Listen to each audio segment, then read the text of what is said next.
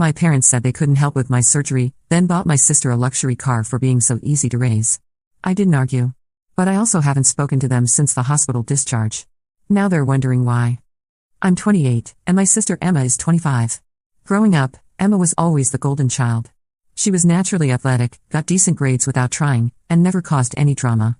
I, on the other hand, was the difficult one. I had severe anxiety, struggled with school despite being smart, and apparently asked too many questions. My parents, David and Linda, made it clear early on which daughter was easier to love. The story really begins 2 years ago when I started experiencing severe abdominal pain. At first, my mom Linda dismissed it as stress from my job as a graphic designer. "You're always so worked up about everything, Sarah. Just relax and it'll go away." But the pain kept getting worse. I was losing weight rapidly, couldn't keep food down, and was missing work regularly. After months of pushing, I finally got my parents to take my health concerns seriously when I collapsed at Emma's birthday dinner. The ambulance ride was humiliating, but at least it got me the medical attention I desperately needed. After weeks of tests, scans, and specialists, I was diagnosed with severe gastroparesis with pyloric stenosis. Essentially, my stomach muscles had stopped working properly and the opening to my small intestine had narrowed significantly.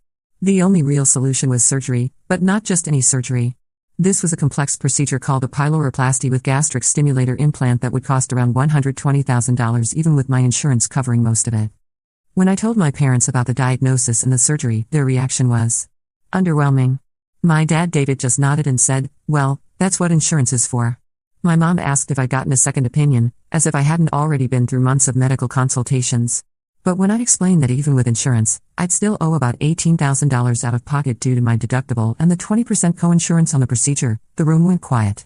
"That's a lot of money, Sarah," my mom said slowly. "Are you sure this surgery is absolutely necessary? Couldn't you try managing it with diet and medication first?" I explained that I'd already tried everything. The specialists were clear that without this surgery, my condition would continue to deteriorate.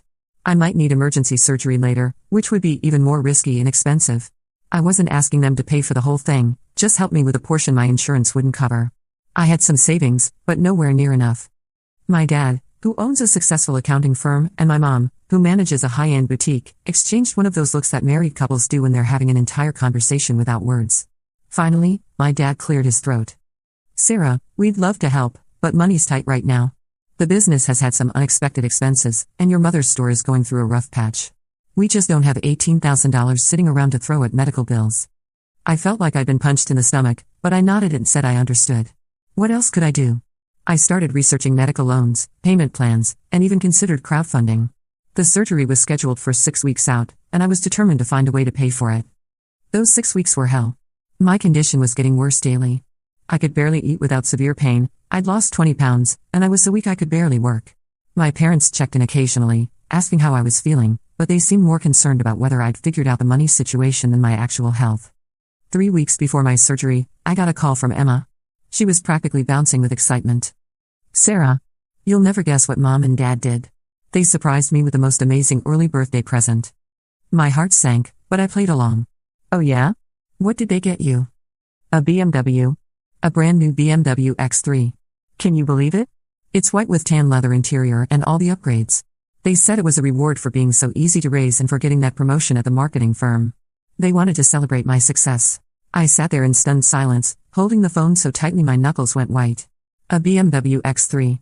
I'd looked at cars recently since mine was on its last legs, and I knew that model with all the upgrades started around $52,000 new. "Sarah? Are you there?" "Yeah," I managed to croak out. That's amazing, Emma. Congratulations."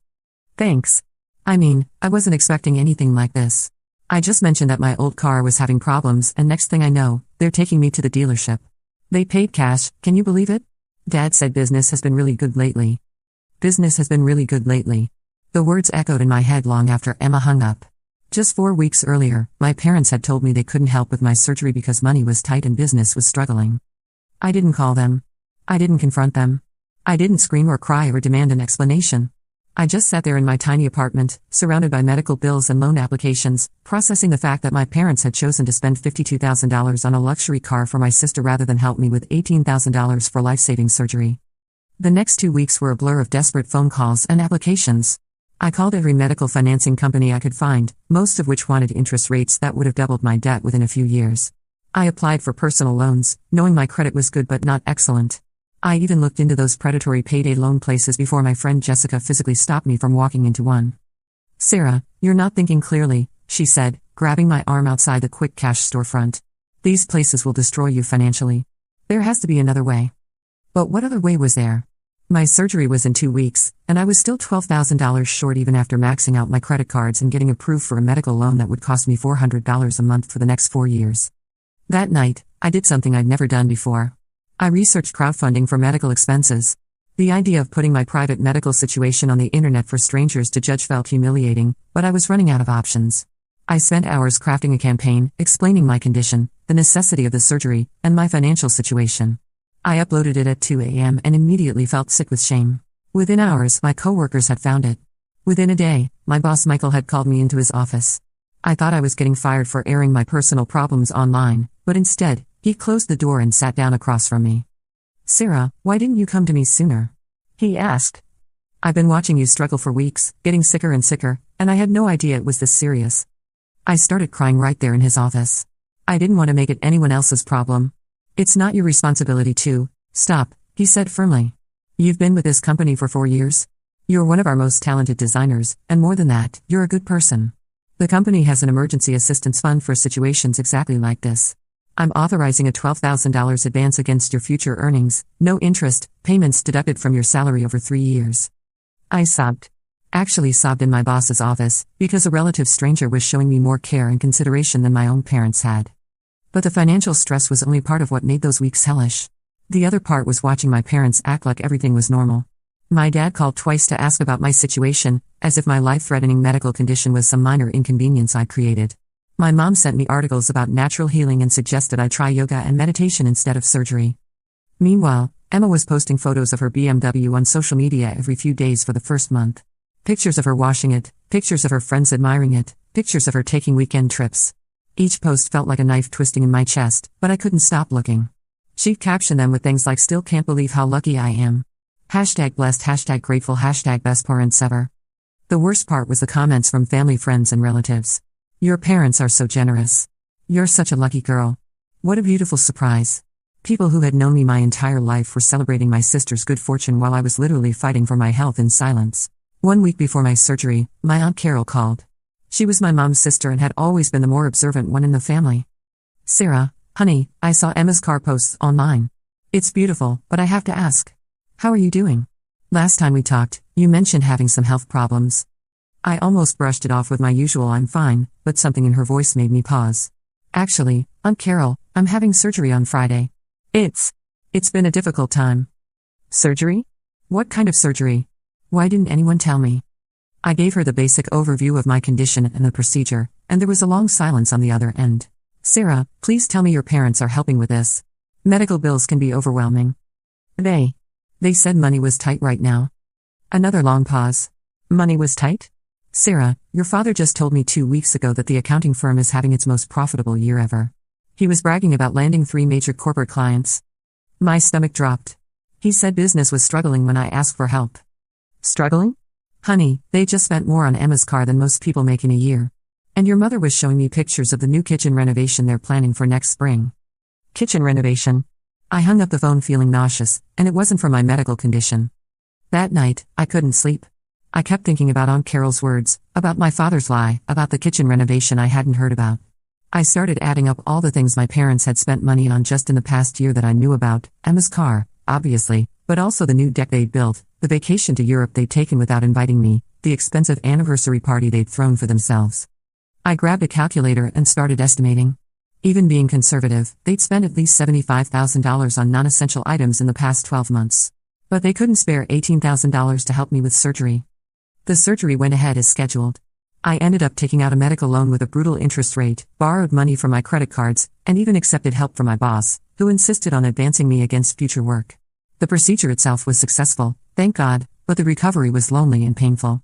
My parents visited exactly once, on day 2 of my hospital stay. They brought flowers, cheap ones from the grocery store, not even arranged, and asked how I was feeling. They stayed for maybe 30 minutes, during which my mom spent most of the time scrolling through her phone and my dad kept checking his watch. "We can't stay long," my mom said.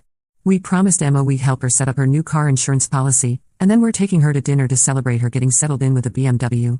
They mentioned Emma's new car 3 separate times during their brief visit, how happy she was, how proud they were of her recent promotion, how the car was already making her commute so much better. It's such a relief to see one of our daughters thriving and not having to worry about her, my dad said as they were leaving. Emma just makes everything so easy for us. I just smiled and nodded, even though those words hit me like a physical blow. The next day, Emma came to visit alone. She brought actual good flowers, homemade cookies, and stayed for 3 hours. But even her visit was tainted by the BMW talk. "Sarah, I feel so spoiled," she said, settling into the uncomfortable hospital chair. "Mom and Dad have been so amazing about the car. They even paid for the extended warranty and the premium insurance package. Dad said he wanted to make sure I never had to worry about anything going wrong with it. Never had to worry about anything going wrong." Meanwhile, I was lying in a hospital bed, recovering from major surgery I'd had to finance myself because they couldn't help me with something that was actually going wrong. "That's really nice of them," I managed to say. I keep telling them they didn't need to do all this, but Mom said I deserved it for being such a good daughter and never giving them any trouble. She said it was their way of showing appreciation for how easy I've always been to raise. Easy to raise. There it was again, that phrase that apparently justified everything. Emma continued chatting about the car's features, the compliments she'd been getting, the road trip she was planning to take with her friends. With each detail, I felt myself retreating further into myself, building walls that I didn't even realize would become permanent. During my recovery, I had a lot of time to think. Too much time, really. Lying in that hospital bed, and then later on my couch for weeks afterward, I replayed every moment of my childhood. Every time Emma got the bigger room when we moved houses, while I was told to be grateful for what I had. Every time she got the newer, more expensive clothes while I got hand-me-downs from cousins, because you're hard on your clothes anyway, Sarah. Every time she got the more expensive birthday presents while I was told that it's not about the money, it's about the thought. But it was about the money, wasn't it? It was always about the money, and who they thought deserved to have it spent on them. I remembered being 12 and desperately wanting to take piano lessons like Emma was taking dance classes. When I asked, my dad said lessons were too expensive and I should try learning from YouTube videos instead. But Emma's dance classes, which cost twice as much as piano lessons, continued without question. I remember being 16 and asking for help with a car so I could get a part-time job. They said I needed to save up and buy my own car to build character. Emma got a car for her 16th birthday 2 years later because she needs reliable transportation for all her activities.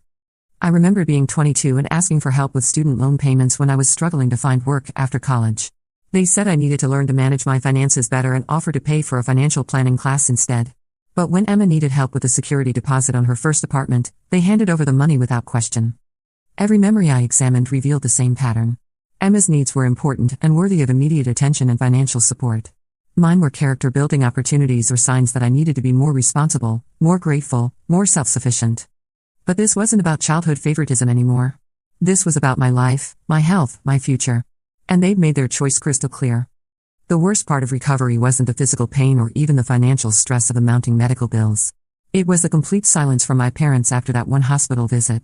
No phone calls checking on my healing. No offers to bring groceries or help with household tasks I couldn't manage. No acknowledgement that I was going through something difficult and might need support. But Emma got daily check-ins about how she was enjoying the car. I know this because Emma told me during one of her visits. Mom calls every morning to ask how I'm liking the BMW, she said, completely oblivious to how that sounded to someone recovering from surgery alone. She's so excited about it. She keeps asking for pictures and wanting to know about every little feature I discover. Meanwhile, I was struggling to open soup cans and do laundry, and my parents' primary concern seemed to be whether I was healing fast enough to not be a burden on anyone. 3 weeks into my recovery, my mom finally called. Not to check on my health, but to ask if I was well enough to attend a family barbecue they were throwing to show off Emma's car to the extended family. We're having everyone over on Saturday, she said cheerfully. Emma wants to show Aunt Carol and Uncle Jim the BMW, and your dad is planning to grill. You should come if you're feeling up to it. A party. They were throwing a party for Emma's car. A car that cost more than my surgery, which they couldn't afford to help with. I'm still recovering, Mom. I don't think I'll be up for it. Oh, come on, Sarah. You've been home for 3 weeks. Surely you can manage a few hours with family. Besides, everyone's been asking about you. Everyone's been asking about me, but no one had actually called or visited except Emma. I really don't think I should be around that many people yet. My immune system is still compromised. Well, if you change your mind, we'll be starting around 2 p.m. It would mean a lot to Emma to have you there. It would mean a lot to Emma. Not to her, not to Dad, but to Emma. As if the only reason I should attend was to make Emma happy, not because they actually wanted to see me or check on my recovery. I didn't go to the barbecue. Instead, I spent that Saturday organizing all my medical bills and loan documents, trying to figure out exactly how much this surgery was going to cost me over the next 5 years. The number was staggering. Even with my boss's help and the medical financing, I was looking at paying nearly $50,000 when all was said and done, thanks to interest and the money I'd had to put on credit cards. $50,000? More than Emma's car. For a surgery I'd needed to save my life. That night, Emma called to tell me about the party. How much fun everyone had, how impressed everyone was with the car, how proud our parents looked showing it off. I wish you'd been there, Sarah. Aunt Carol kept asking about you and your surgery. I didn't really know what to tell her. What did you tell her? Just that you were recovering well and didn't feel up to socializing yet. But honestly, some people seemed surprised that Mom and Dad weren't helping you more with everything. Aunt Carol made some comment about how families should take care of each other during medical emergencies. Aunt Carol? Of course she would be the one to notice what my parents hadn't. What did Mom and Dad say to that? Dad got kind of defensive and said that you were an independent adult who preferred to handle things yourself. Mom changed the subject pretty quickly after that. Independent adult who preferred to handle things herself. As if I'd chosen to struggle with medical bills rather than simply being denied help. That conversation was when I realized I was done. Not just frustrated or hurt, but actually done with the whole dynamic. I was tired of being the daughter who was expected to handle everything alone while Emma was celebrated for accepting help. Tired of being told I was difficult for having needs while Emma was praised for being easy. Tired of pretending that this treatment was normal or acceptable. I stopped calling them. When they called me, I kept conversations short and surface level. I'm fine, recovery's going well, thanks for asking. I stopped attending family dinners. When they invited me to Emma's actual birthday party, I politely declined, citing ongoing recovery needs. When they asked if I wanted to see Emma's new car in person, I said I was busy. I smiled and nodded and said all the right things. During my recovery, I had a lot of time to think. Lying in that hospital bed, and then later on my couch for weeks afterward, I replayed every moment of my childhood. Every time Emma got the bigger room, the newer clothes, the more expensive birthday presents. Every time my accomplishments were brushed aside while hers were celebrated. Every time I was told I was too sensitive or too needy when I asked for the same attention they lavished on her. But this wasn't about childhood favoritism anymore. This was about my life, my health, my future.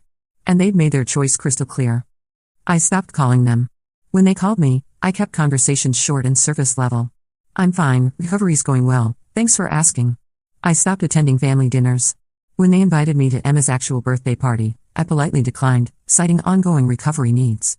When they asked if I wanted to see Emma's new car in person, I said I was busy. At first, they didn't seem to notice. Or maybe they were relieved that I wasn't being dramatic about everything.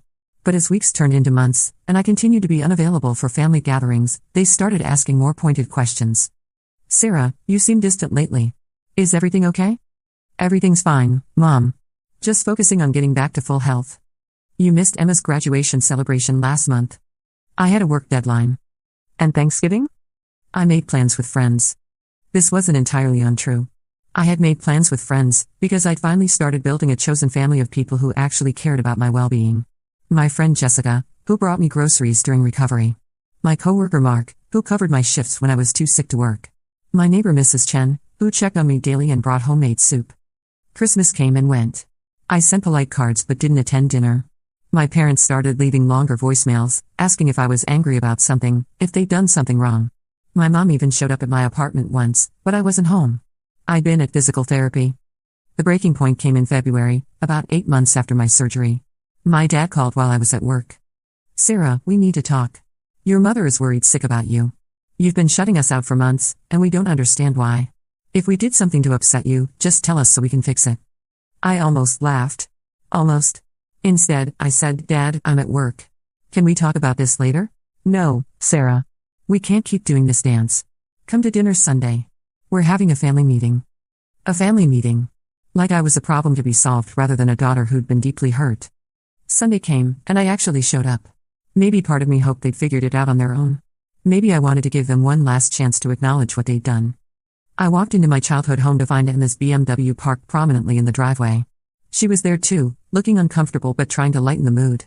My parents sat me down in the living room like they were staging an intervention. Sarah, my mom started, her voice gentle but frustrated, we love you so much and it breaks our hearts that you've been pushing us away. We've tried to give you space to work through whatever this is, but enough is enough. Talk to us. I looked around the room at these 3 people who supposedly loved me. Emma, clutching her BMW key fob nervously. My parents, looking genuinely confused about why I might be upset. You really don't know? I asked quietly. Know what? My dad replied. Sarah, if this is about the surgery, we told you money was tight. We would have helped if we could, but you bought Emma a $52,000 car 3 weeks later. The silence was deafening. Emma's face went pale. My mom's mouth opened and closed without making sound. My dad looked like I'd slapped him. That's different, my mom finally stammered. Emma's car was a celebration of her achievements. And it wasn't $45,000, where did you get that number? I looked it up, Mom. BMW X3, loaded with options, paid for in cash. Meanwhile, I was denied help for life-saving surgery because money was tight. Emma spoke up for the first time. Sarah, I didn't know they'd said no to helping you. I never would have accepted the car if. This isn't about you, Emma, I said, keeping my voice level. This is about them making a choice about whose needs mattered more. My dad's face was getting red, the way it did when he felt cornered. Sarah, you're being unreasonable. Emma's situation and yours are completely different. The car was a planned purchase, a celebration. Your surgery was an unexpected expense. An unexpected expense, I repeated. My health was an unexpected expense, but Emma's luxury car was a planned celebration. That's not what I meant, and you know it. Do I? Because from where I'm sitting, it looks like you had $52,000 available exactly when you told me you couldn't help with $18,000 for surgery. So either you lied to me then, or you're lying now about your priorities. The room erupted. My mom started crying, saying I was twisting everything and being cruel. My dad got defensive, listing all the ways they'd helped me over the years, as if that somehow justified abandoning me when I needed them most. Emma tried to play peacemaker, offering to sell the car and give me the money, which only made everyone more upset. But I just sat there, calm for the first time in months, watching them scramble to justify their choices. You know what the worst part is? I said when they finally stopped yelling. It's not even really about the money. I would have found a way to pay for the surgery regardless. It's about what you chose to prioritize. Emma gets rewarded for being easy to raise with a luxury car. I get told that my medical needs aren't worth helping with because money's tight. We never said your medical needs weren't worth, my mom started. You didn't have to say it, Mom. You showed it. I stood up to leave, and my dad blocked my path. Sarah, you're not leaving like this. We're going to work this out as a family. No, Dad. We're not. Because I finally understand that to you, family means Emma gets the benefit of the doubt, the celebrations, and the financial support. I get lectures about being too sensitive and told to figure things out on my own. That's not true, isn't it? When's the last time you celebrated one of my accomplishments? When's the last time you helped me with anything significant without making me feel guilty about asking?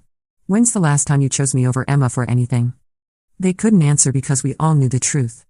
I walked out that day and haven't been back since. That was 6 months ago. The aftermath has been both harder and easier than I expected. Harder because losing your family, even a dysfunctional one, is still a loss. I've had to grieve not just the relationship I had with my parents, but the relationship I'd always hoped we might have someday. But it's also been easier because I'm no longer constantly disappointed by people who were never going to prioritize my well-being. I've stopped waiting for their approval, their support, or their love to be offered freely instead of as a reward for being easy. My health has improved dramatically since the surgery. I'm back to work full-time. I've been dating someone wonderful who actually cares about my feelings, and I've been saving money for the first time in years since I'm not constantly trying to prove myself worthy of my parents' attention. Emma has reached out several times. She even offered to sell the car and give me the money, but I declined. This was never about wanting her to have less. It was about wanting my parents to see me as worthy of more. She didn't create this situation, and she shouldn't have to fix it. My parents have tried various approaches. First came the angry voicemails about how I was tearing the family apart over money and being manipulative. Then came the guilty ones about how they'd made mistakes but I needed to forgive them and move on. Recently, they've been sending cards with newspaper clippings about family estrangement, presumably hoping I'll realize I'm being unreasonable. Last month, my mom showed up at my workplace. She looked older, more tired than I remembered. She begged me to come home for Christmas, said the family wasn't complete without me, said they'd learned their lesson and would do better. I told her gently but firmly that I wasn't ready for that conversation, and she needed to respect my boundaries. She left crying, and I felt terrible for about 10 minutes before remembering that my boundaries had never been respected before, so this was actually progress.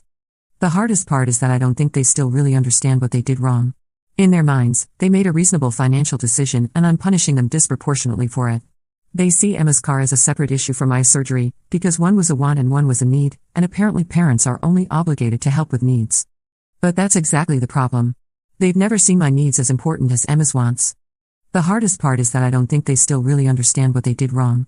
In their minds, they made a reasonable financial decision and I'm punishing them disproportionately for it. They see Emma's car as a separate issue from my surgery, because one was a want and one was a need, and apparently parents are only obligated to help with needs. But that's exactly the problem. They've never seen my needs as important as Emma's wants. What really drives this home is something that happened about 3 months into our estrangement. I ran into my mom's friend Janet at the grocery store, and she immediately started gushing about how wonderful my parents are. "Your mom showed me pictures of Emma's beautiful new car," Janet said, beaming.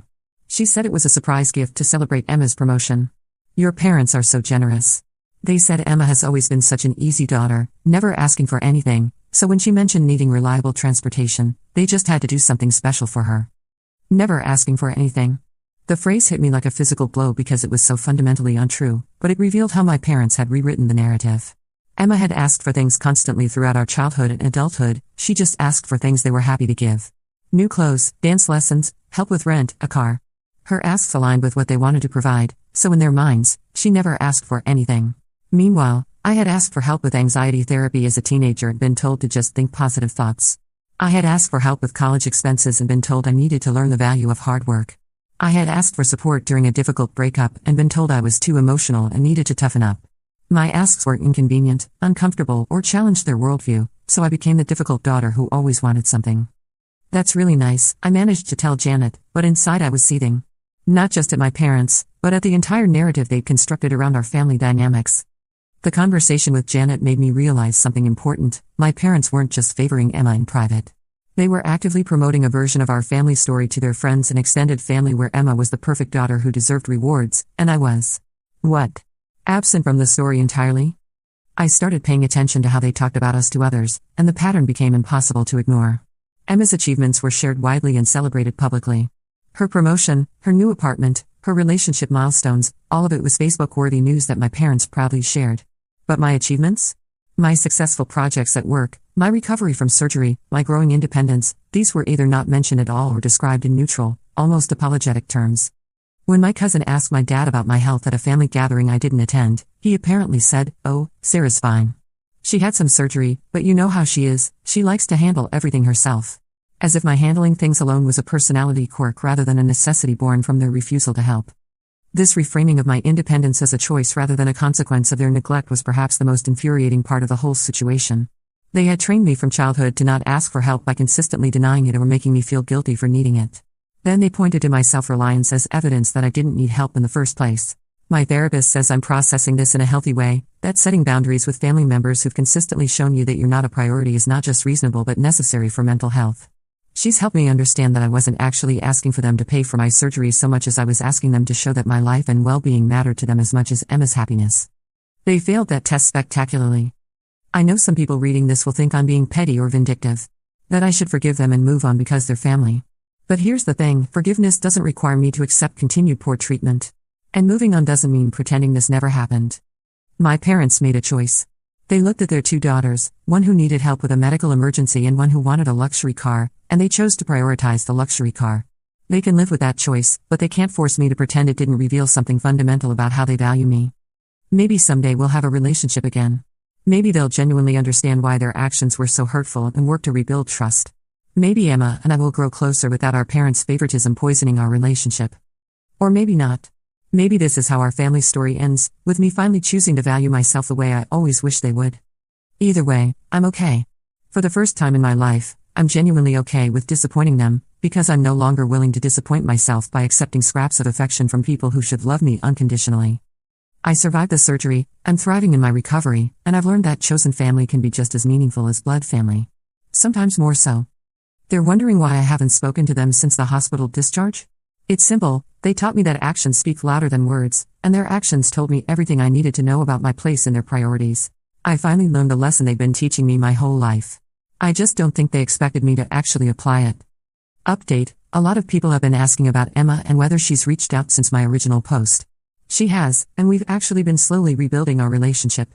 She drove that BMW exactly once after our family confrontation, realized she couldn't enjoy it knowing what it represented, and ended up trading it in for a modest used car, donating the difference to a medical charity. She didn't tell our parents beforehand. She also started therapy and has been working through her own guilt about being the favored child. It turns out that golden child syndrome comes with its own trauma, and she'd been struggling with feeling like she had to be perfect to maintain our parents' love. We have coffee every few weeks now, And for the first time in our lives, we're building a relationship based on who we actually are rather than our roles in our parents' dysfunction. As for our parents, they're still sending holiday cards and birthday gifts as if nothing happened. I donate the gifts to charity and throw away the cards. They've stopped trying to force direct contact, which I suppose is progress. My therapist says healing isn't about them acknowledging what they did wrong anymore. It's about me continuing to build a life where I'm valued and respected. Some days that feels revolutionary, considering where I came from. The surgery site has healed completely, and I'm healthier now than I've been in years. Turns out when you're not constantly stressed about family drama and feeling undervalued, your body actually functions better. Who knew? For anyone going through something similar, you're not obligated to accept poor treatment just because someone shares your DNA.